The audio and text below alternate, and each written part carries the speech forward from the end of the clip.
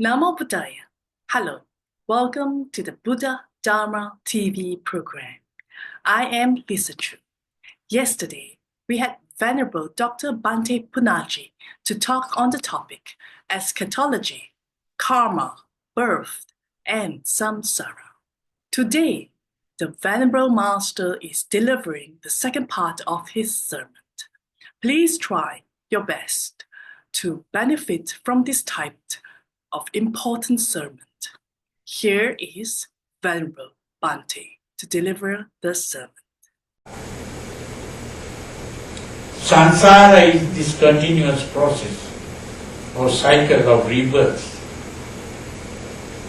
And it is only by getting out of that you gain freedom from all sufferings. But in order to do that, it is necessary to change your way of thinking. It is only by changing your way of thinking that we can be free of samsara. Now, how we change our way of thinking, we'll discuss next time. So for today, we'll end here, and if you have any questions, I can try to answer them.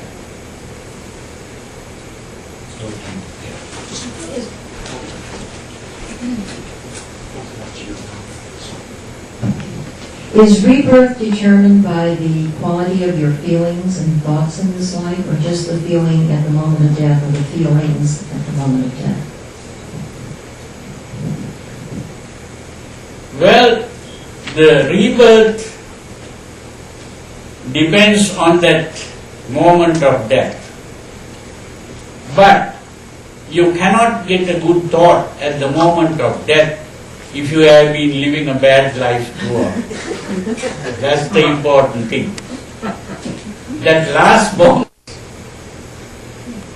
So it can happen the other way also. If you have been living a good life and at the moment of death you get a bad thought, you are born in a bad place, but very short one, and then again you are reborn in a good place.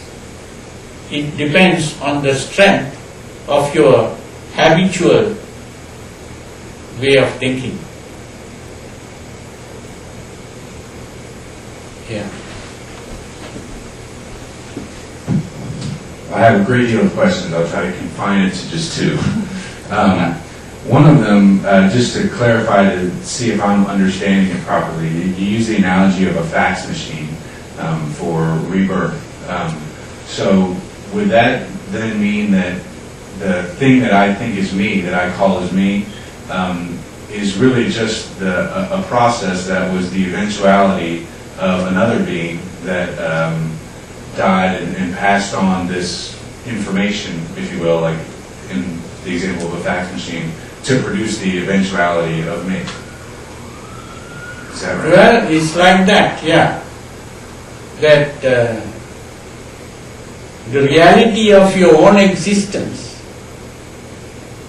is not really an existence. It's simply an activity. So an activity doesn't really exist. Like a wave, it just comes and goes. Every activity, even my shaking of hands like this, is an activity which doesn't exist. So when we talk about existence, we are talking about something that remains in time. But an activity doesn't remain in time. So the conditions that were, one of the conditions that were necessary to present the being of me was the death of another being, which provided the necessary conditions to produce me, or the wave of me. Well, yeah. It's not a me at all. So I don't know the it's word. not a being. So this is The process. it's of the continuation of a process. Yeah. And then the other question that I had is that in order for the Buddha to be born in the human realm before he became a Buddha when he was Siddhartha, that would have been determined by the death of the prior. That would have been his rebirth. Yeah. So so then it's not necessary to be born in these higher, like sequentially higher realms in order to attain, because then the Buddha would have had to have been born in those other realms in order to attain. Is that correct? Yeah, that doesn't matter. What is important is simply your thoughts. That's the important thing.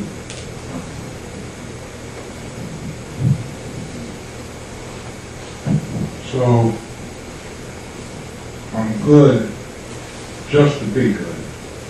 I'm not good or calm to be reincarnated in a rebirth, reborn in a calm, in a good state. I'm just calm to the fact of being calm. That is, I'm not attached to the results of myself being calm. Can you comment on that? I didn't understand I your don't want point properly. that, in other words, that I would try to live a tranquil life in order that my next life would be very good. Yeah. That seems to be manipulated to me. If I just live a tranquil life just to be tranquil, that seems to be less egotistical, more sincere, right, in actually wanting to be a calm and good person. Not being calm and good because I'll have a better life when I get reborn. Well, Am I making that clear? yeah, I understand what Okay. you're saying. There are these two ways of doing this.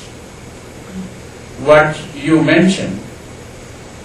One is doing it like business, like an investment, or you save money to put in the bank so that when you are retired you can use that money, or you earn money in order to enjoy pleasures.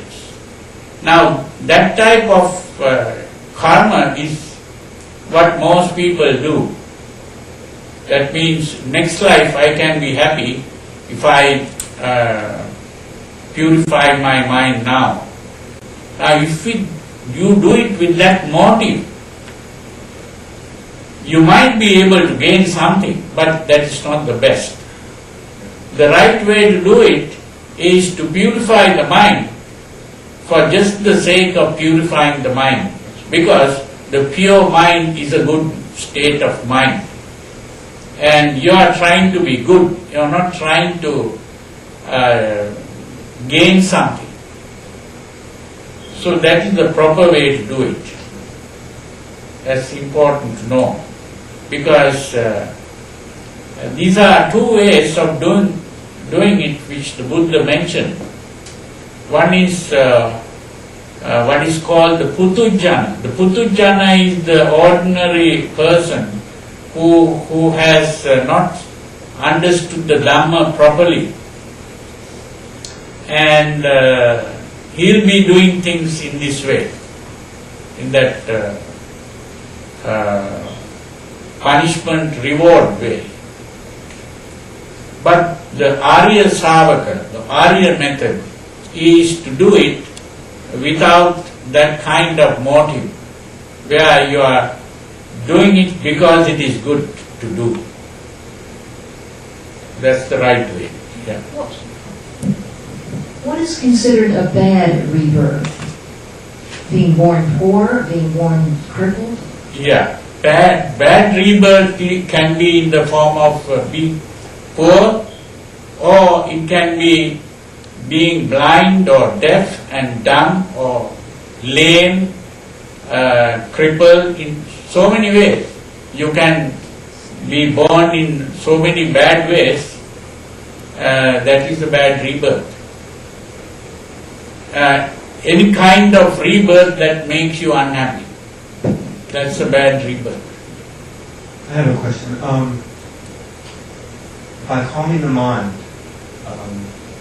what I hear you saying is that the senses that are senses that are stimulated by external conditions that create either desire or discomfort are calmed, so that we do not experience unhappiness, because unhappiness is the desire for something, the craving for something, or the urge, I think is the word you used a few weeks ago, or the revulsion from it. But my question is, because we are biological continuums of a system, naturally when I'm hungry, my body, as an example, my body is going to desire sustenance to keep me living.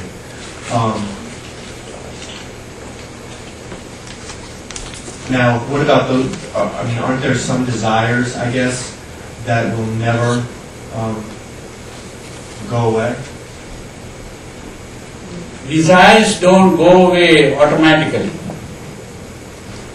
because every time you produce a desire, it turns into a habit. The more you repeat that, through repetition it becomes stronger and stronger. So in a similar way, it is possible to get rid of desires by consciously stopping. You see, our desire is actually an unconscious thing. When you become angry, you don't think I must become angry and then become angry. It just happens. You are not conscious of it. A desire also is like that. When you fall in love, it just happens. You are not thinking I must fall in love and then do it. So, nothing is done consciously in this way. But when you stop it, the stopping has to be done consciously. So, if I understand you correctly, by calming the mind, it's sort of, and I've heard you say it's not a repression, but more of an awareness and a behavior modification, so where our behaviors don't impact negatively other people. Yeah. Am I understanding that correctly? Yeah. So it's consciously done, and by becoming conscious, that unconscious process stops the moment you become conscious of it. That's another important thing to understand. You don't have to suppress or repress or any of those things. The moment you become conscious of your desire, the desire stops. But the problem is with emotions. It's more like your hot plate. You turn the switch off, the heat doesn't disappear at once. But the light, you turn the switch off, the light disappears at once. But heat doesn't disappear like that. So in a similar way, the emotional excitement was produced due to hormones being secreted into the blood. And the moment you change your thought or become conscious of your thought, the hormone doesn't disappear. It takes time. So this is why when you're angry, you become aware of the anger stops, but it's a physical thing now. Anger is not just a mental thing. A physical change has taken place. So you have to watch and stay calm till it gradually disappears.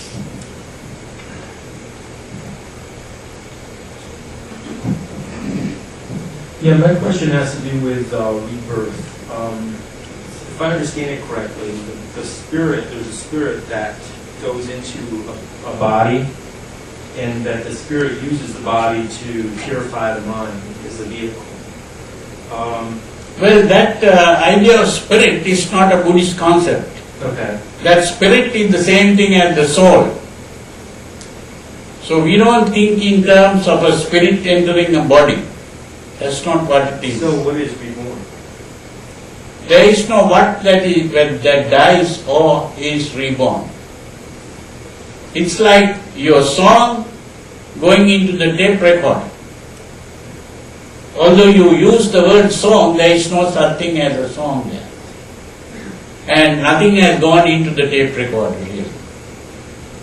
And what comes out, you call a song again, but nothing has really come out. It's like that. You have to understand it like that. So what do you call it, like an existence? Or Huh? what do you call it, like an existence or a being? Or It's not an existence or a being, it's an activity. So, it's not an entity, it's an activity. This is the way we have to understand. When we speak about an entity, we are talking about something there. But there is no entity there, there is only an activity. So the activity is using the body as a vehicle. I don't know. I mean. No. Nothing. There is activities can't do it. Body is active. That's all. There is no activity doing a job. Activity cannot do jobs. Only thing is one activity can lead to another activity. That's how it goes. One activity leads. If you have a row of marbles, you tap the first marble, it will go and strike the second, and that will go and strike the third, and so on. So one activity leads to the other activity. So there is no real entity doing anything.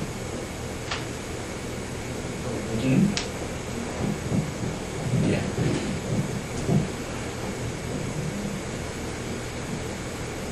If an individual lives an exemplary life, one that you would characterize as being in a state of goodness.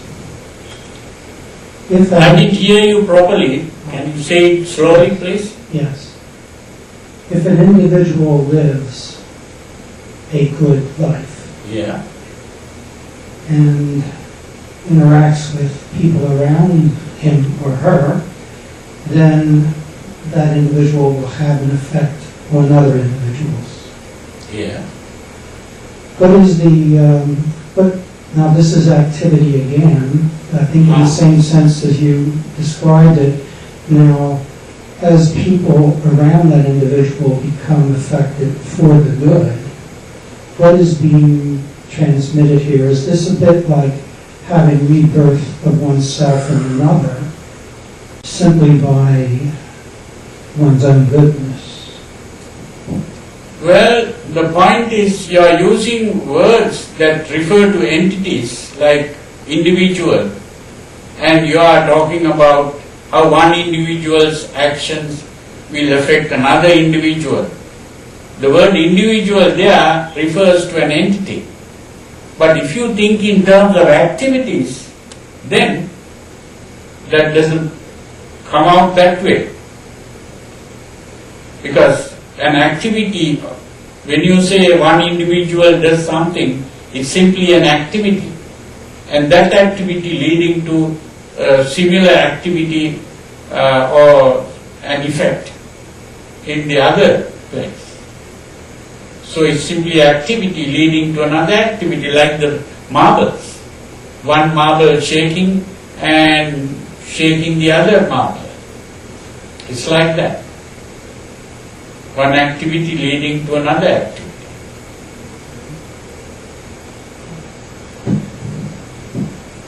But there has been change. Huh? There has been change as a result of one activity creating another.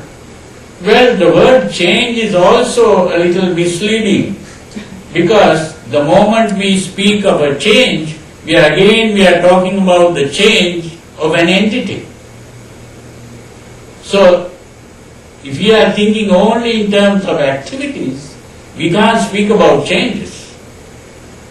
Only one activity leading to another activity. The moment we speak of a change, we are speaking of the changing of an entity. You see? What's that?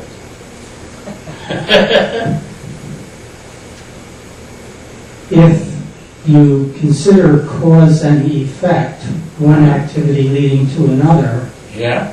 cause and effect are related by change. Well, another word you are using, cause and effect. You see, this cause and effect is also associated with this idea of entity. This is something that was dealt with by Hume, a philosopher. He said there is no such thing as cause and effect. The moment we speak of a cause and an effect, we are assuming that the effect is already in the cause. There are no causes and effects. There are only events, the presence of certain events or conditions produce some other thing. For example, he used an analogy to explain it. If you take a hammer and strike on a glass and the glass breaks, so people might say the striking of the hammer was the cause and the breaking of the glass was the effect. He says that is not correct. There were several conditions necessary for the glass to break. One was the hammer striking. But if the hammer was brought very slowly to the glass won't break. So the speed of the hammer was important. And the glass is something that breaks, it's breakable. Now if it was a piece of iron or something, it won't break. So the breakability of the glass itself was also a condition necessary for the breaking of it. So there are several conditions like that necessary for something to happen. So you cannot speak about a cause and an effect. We can only talk about conditions, necessary. We can talk about necessary conditions or essential conditions. Now when we talk about conditions, they also speak about necessary or essential conditions and what's that? A condition that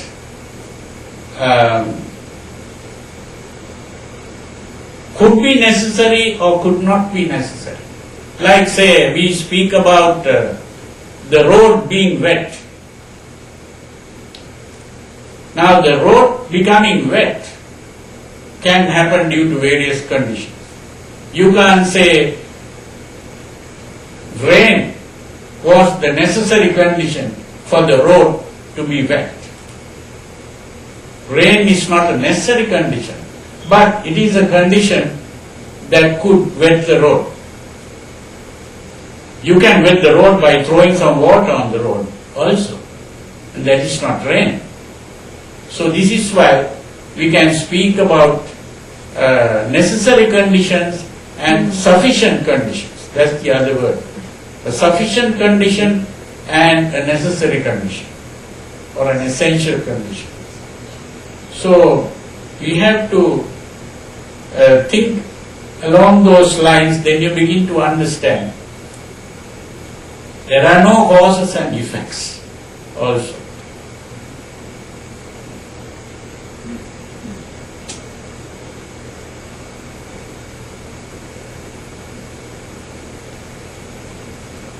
Any other questions?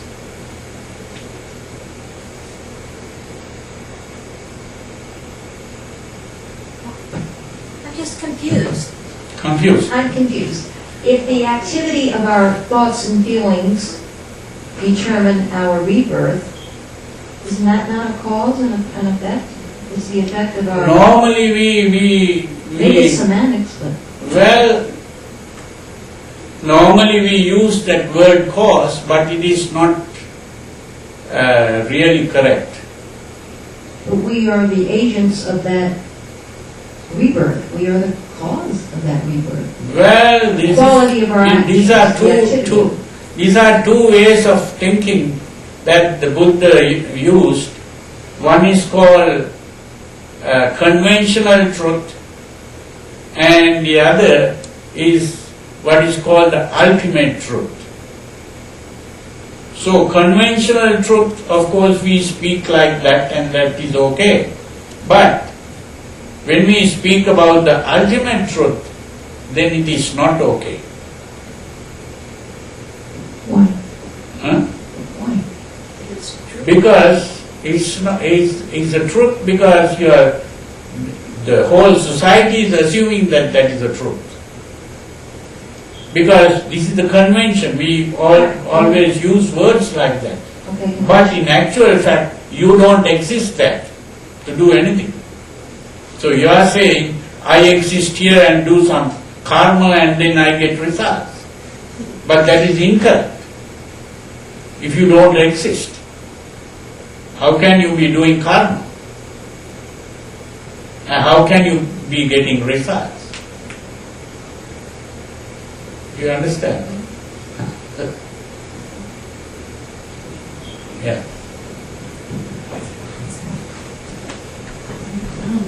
So, if I understand it correctly, in essence then, the illusion of self is nothing more than the activity, a byproduct of the activity of the five aggregates. Is that right? Just an energy flux that occurs. Well, this use of five aggregates is also a dangerous thing. Atomic energy then. Just this flux. Well, there is also a notion that the human being is made up of five aggregates. That's not correct. No. What I call five aggregates is an analysis of experience. That's the important thing. Well, we'll be discussing this next time. So I don't have to waste time on that. Next time you remember to ask that question again. Because I'll be explaining the five aggregates. So when you begin to understand the five aggregates, then you begin to understand that it is incorrect to say that, but I know several books, some writers try to put it that way. But that's not correct. Because five aggregates is not the constituents of a personality. That's not correct. It's a process. No, it's an analysis of what is called experience. Now, you have to understand what I mean by experience. Experience means seeing, hearing, smelling, tasting, touching, thinking. That is what we call experience. So, that experience has been analyzed. Now, when we talk about experience, we also think about a subject and an object. The subject is the person who does the experiencing, and the object is what has been experienced. Right? So when we speak about experience, we speak about a subject and an object, and a relationship between the subject and the object. That is an experience. So, that whole thing is a wrong assumption. There is really no subject, there is no object, there is only experience. That's what we have to understand. We'll discuss that next time.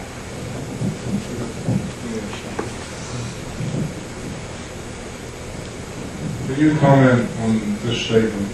What's that? Can you comment on this statement that every outer action has a mental equivalent. I didn't understand that. Can you say? That everything I think Yeah. has some outward effect. Everything that happens to me is a result of what I'm thinking. Yeah. Is that correct? Yeah. Well, what about Hume? You said that Hume said. Well, This is not- it is correct only from that conventional way of thinking. Your statement becomes correct from that conventional way of thinking, not in the ultimate way. Because thinking itself is an activity. So whenever you talk about an effect, again you are talking about another activity, which means one activity led to another activity. That's all that happened.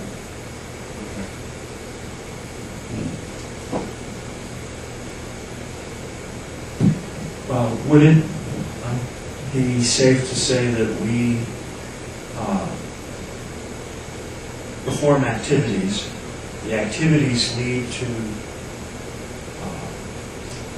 other activities which might be a rebirth, which would also contain suffering? Yeah. Somehow. The suffering is a different thing. See? Suffering is actually your emotions being frustrated. That's the meaning of suffering. The emotion and whatever is happening is in conflict. Say the emotion wants to be young all the time, but you begin to grow old. So the growing old and the emotional desire are in conflict. That conflict is the suffering.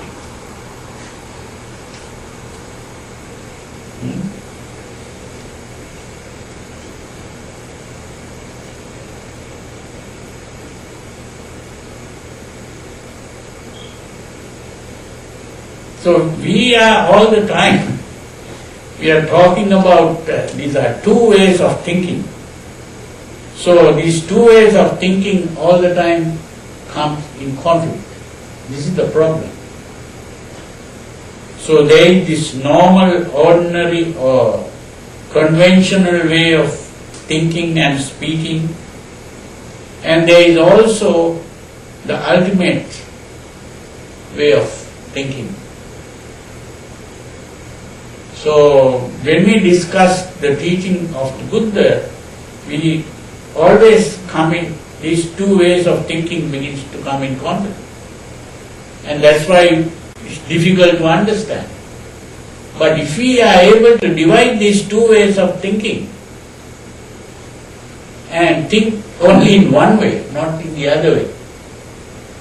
So when we are thinking in an ordinary way, we can think in one way.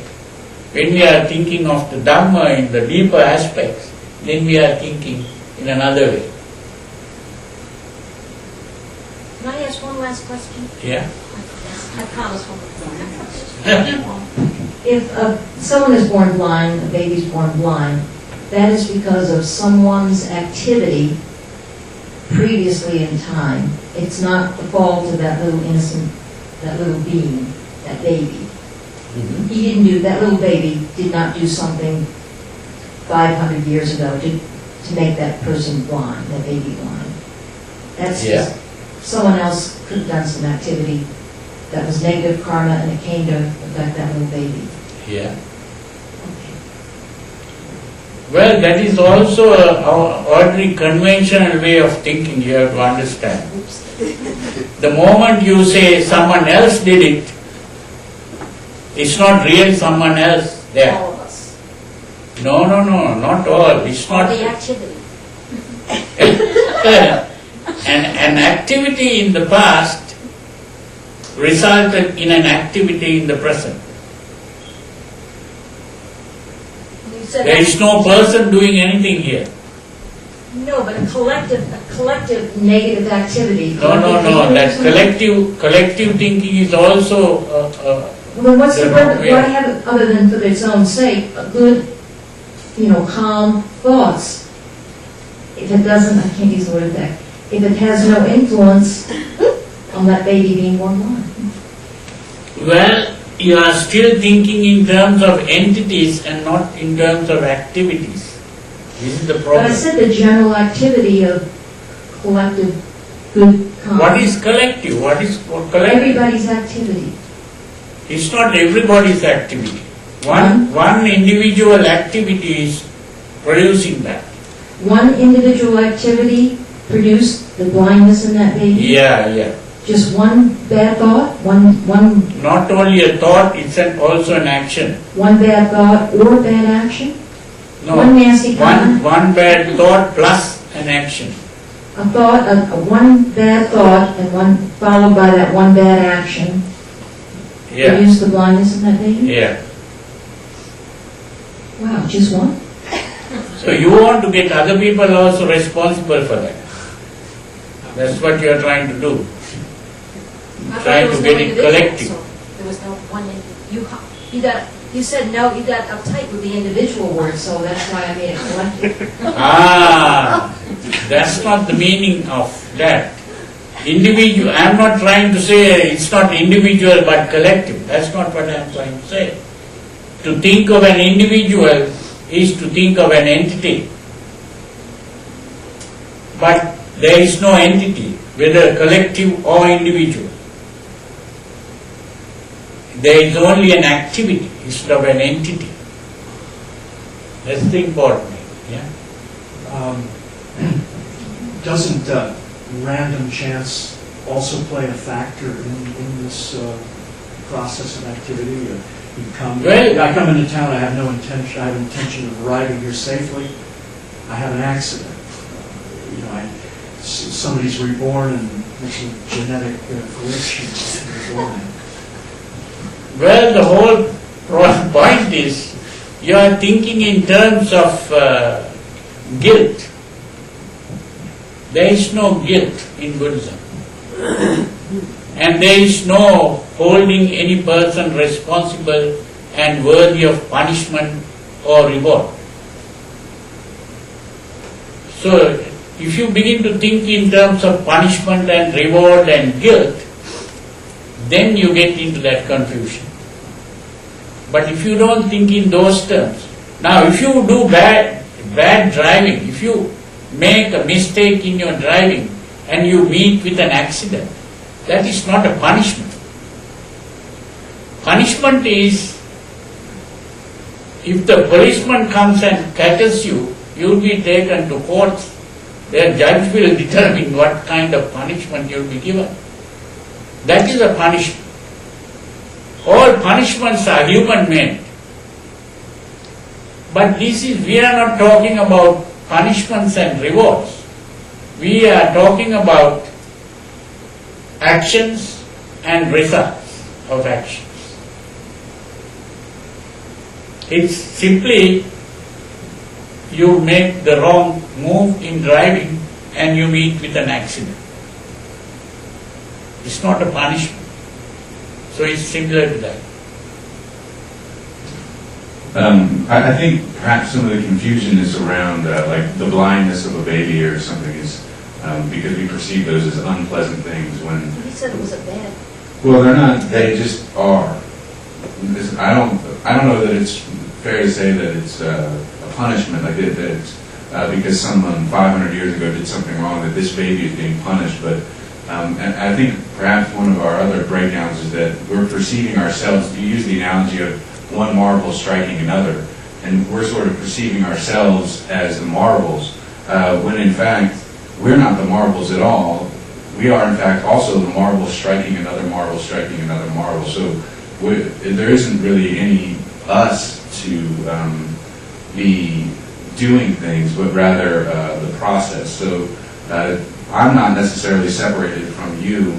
And I think that I'm having a hard time explaining this. It's very complicated.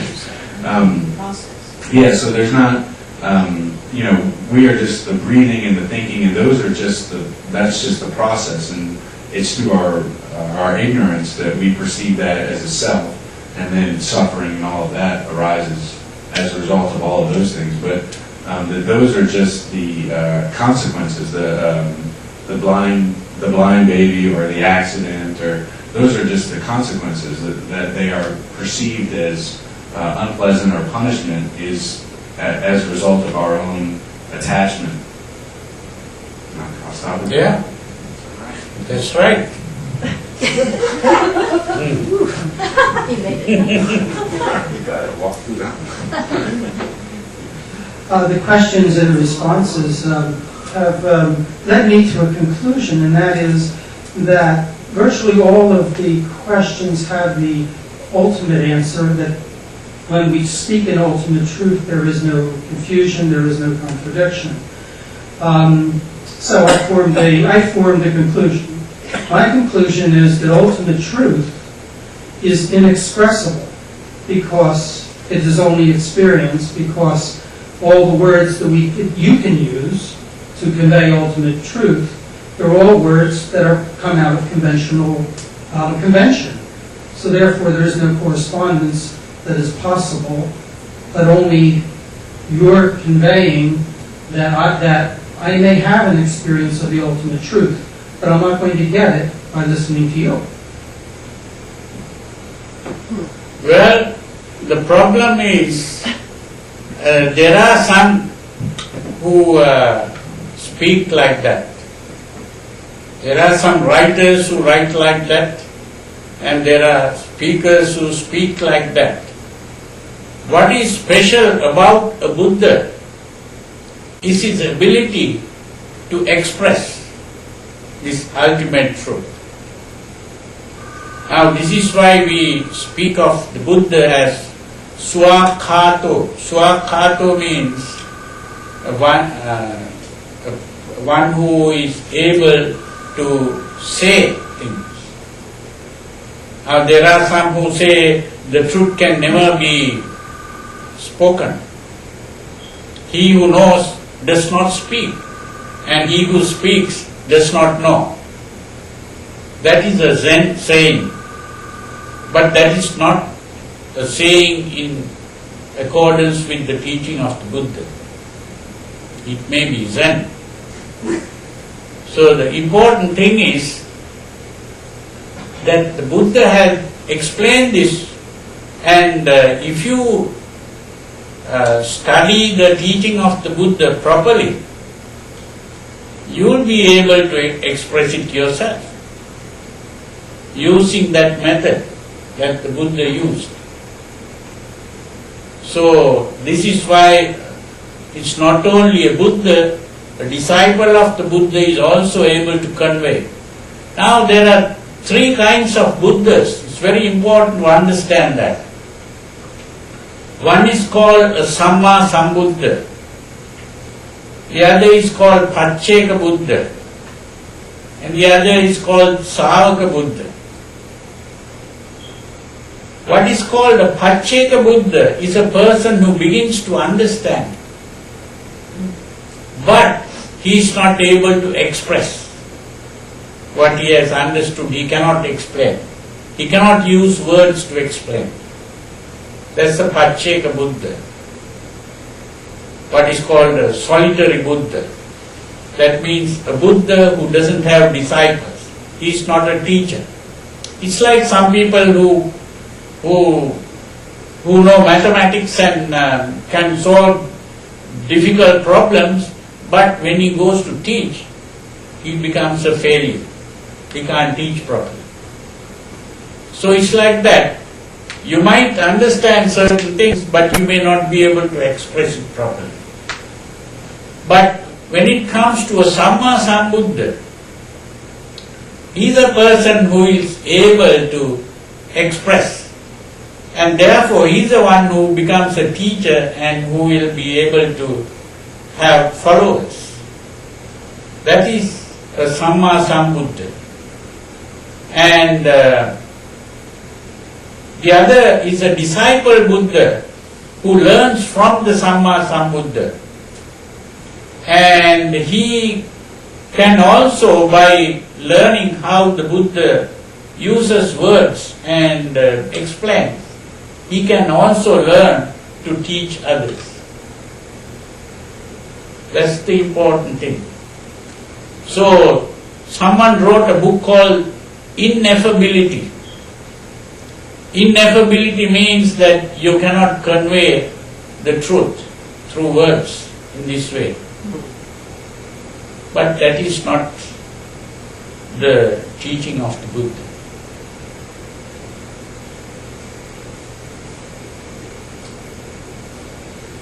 So if we really begin to understand this, you can understand it and you can explain it. Only thing is not, it may not be so easy.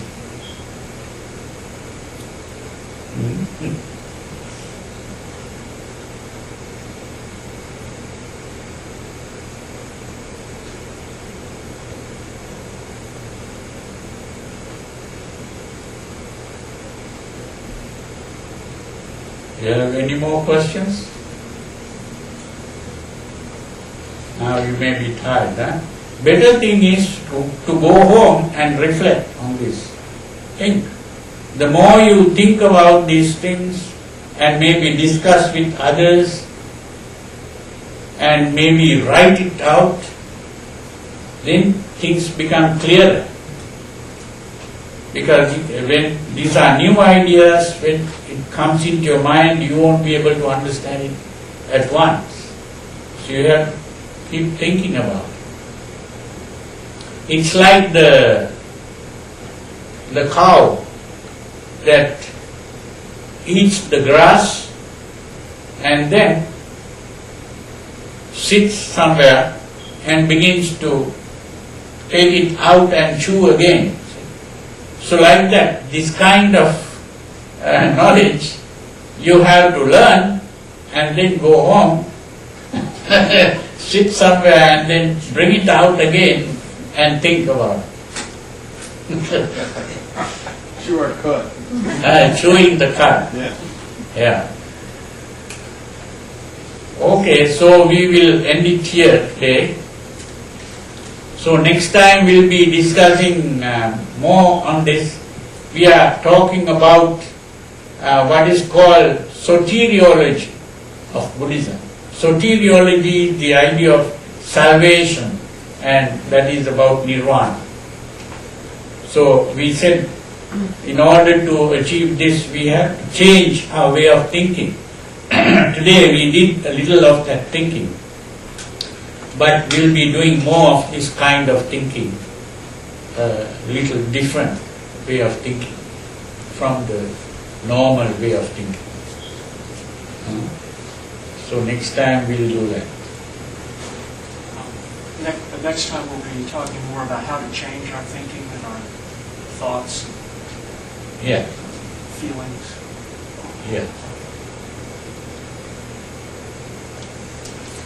So I'll chant a blessing to bless you, bring you good health, happiness, and prosperity, and everything that is good luck.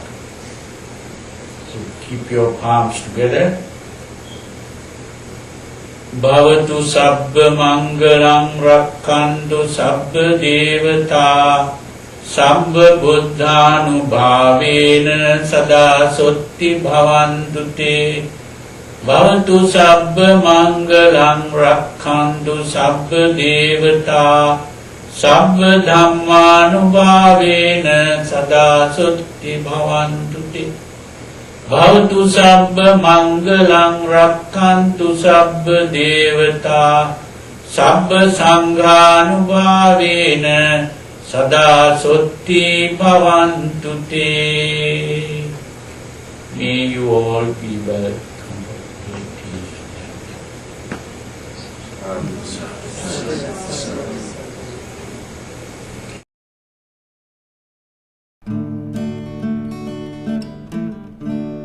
Good morning to me, good morning to mom, good morning to daddy, good morning to all. If we plant good seeds, we will get good fruits. If we do good deeds, we will get good birds. morning to me. Good morning to Mom. Good morning to Daddy. Good morning to all. If we plant good seeds, we will get good fruits. If we do good deeds, we will get good birth. We will get good birth.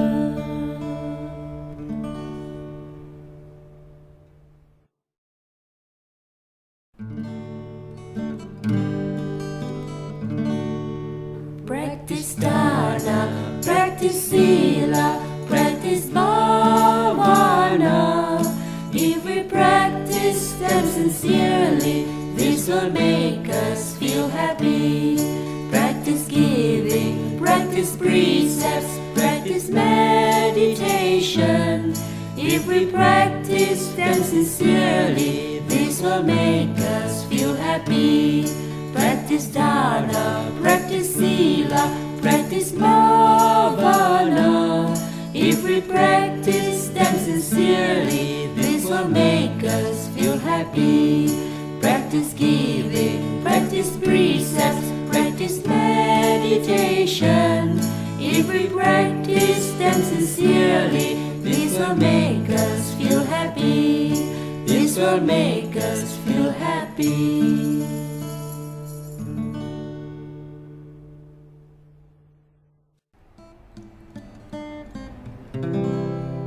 Please be wise and compassionate, just like Lord Buddha. Listen to his advice, oh my dearest friend. Please be wise and compassionate, just like Lord Buddha. Listen to his advice, oh my dearest friend. Oh my dearest friend.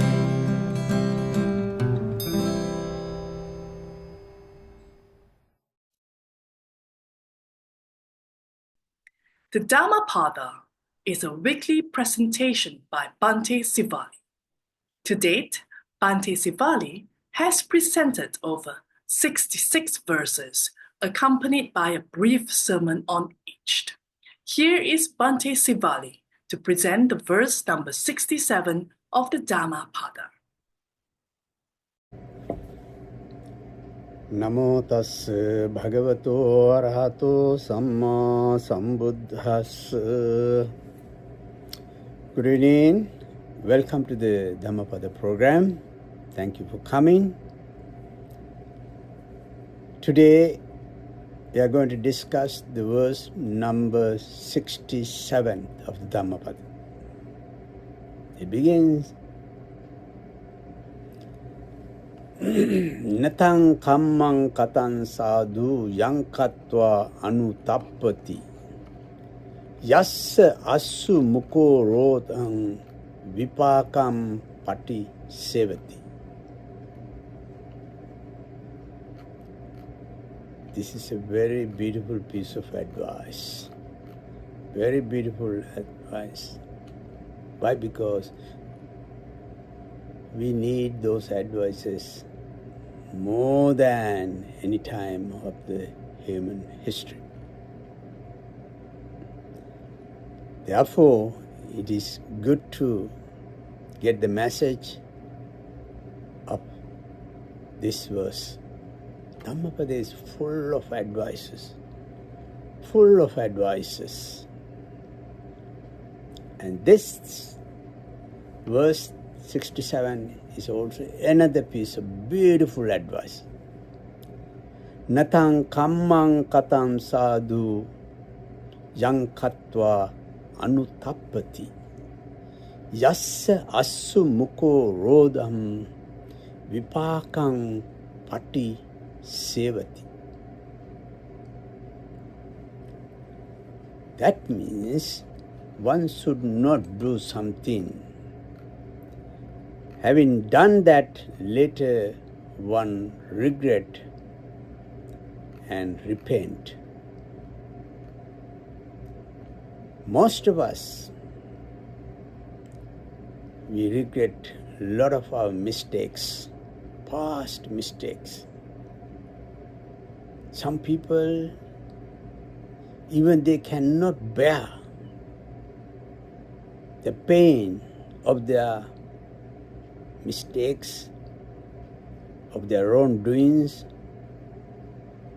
Sometimes they try to take foolish, painful, ugly decisions because they want to see something that will help them to be happy. Right now, they are in pain because they have done something wrong, and the result is that wrong things that one has done is giving enormous pain. Enormous pain. Can't even control.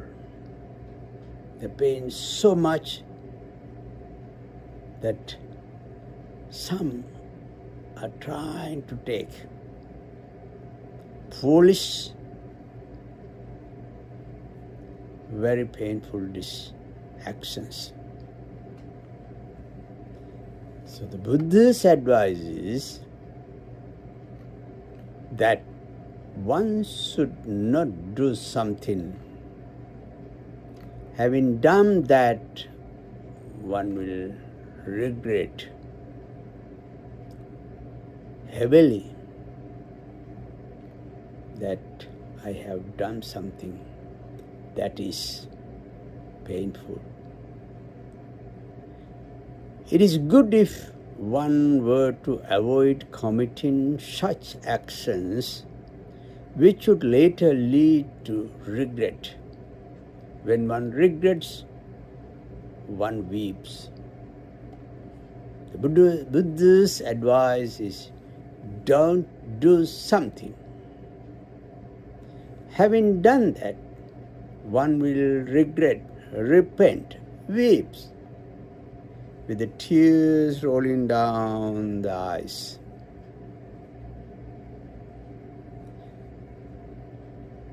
Yassa assu mukho rodam vipakam patisevati. When we talk of the mistakes, the things, sinful things, what he has done, regrets, weeps, with the tears rolling down the eyes. The Buddha's advice is, it is good if one were to avoid committing such actions which would later lead to regret, repent, and one will become remorseful, sad, sorrowful, and always lamenting. Assu mukho rodam. Assu mukho rodam. Weeping with tears, smeared face. This has been indicated as a result of one's actions, having done which one repents. Admonition here is to avoid those actions which lead to remorse later. Anuttappati, that's another word. Repentance is thought of as the result of action which had been committed with no ideas at all about later repercussions. Do not understand the repercussions, a regret, foolishly do something and later regrets. And therefore, Buddha's advice is, it is good if one were to avoid committing such actions which later lead others to be remorseful, sorrowful. That is what Buddha says. Yang katva anuttappati yassa vipakang assumukorodam patis sevati.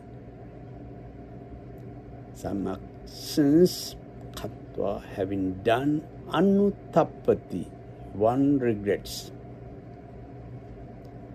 Some actions, vipaka, and the results. Therefore, this beautiful piece of advice for everyone, whether you are a child, youngsters, or elders, olders, this is a beautiful piece of advice. Dhammapada is full of such advices, guidance, directions.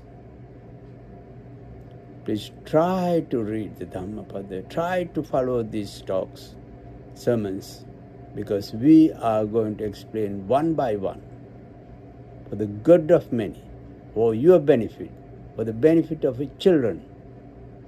So listen to these talks and try to get the best out of these talks. Today, the advice is, don't do anything. Having done that, later one will regret, repent, and be very remorseful and be very sorrowful. So this is the advice. Be mindful, avoid bad, do good. This is the advice of the Buddha. May you all be well and happy. If we practice them sincerely, this will make us feel happy.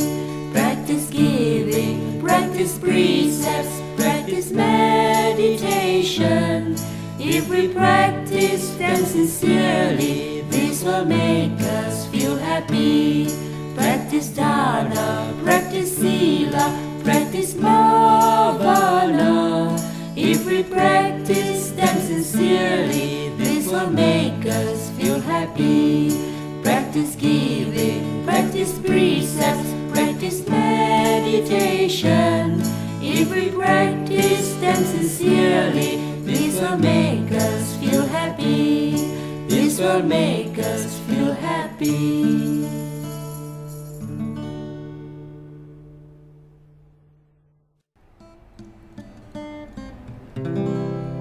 Please be wise and compassionate, just like Lord Buddha. Listen to his advice, oh my dearest friend. Please be wise and compassionate, just like Lord Buddha. Listen to his advice, oh my dearest friend. Oh my dearest friend.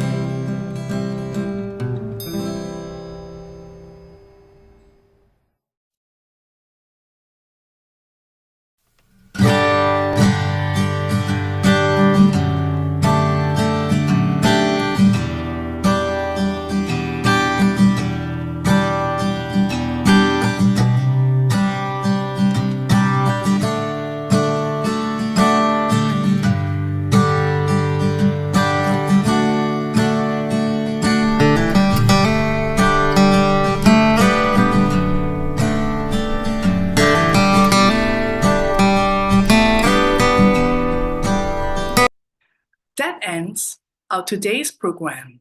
If you have any questions or concerns, please do not hesitate to contact us at info@buddhadharmatv.com.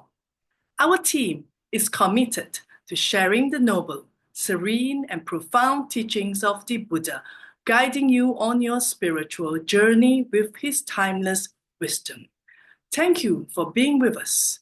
See you tomorrow at the same time. Namo Buddhaya.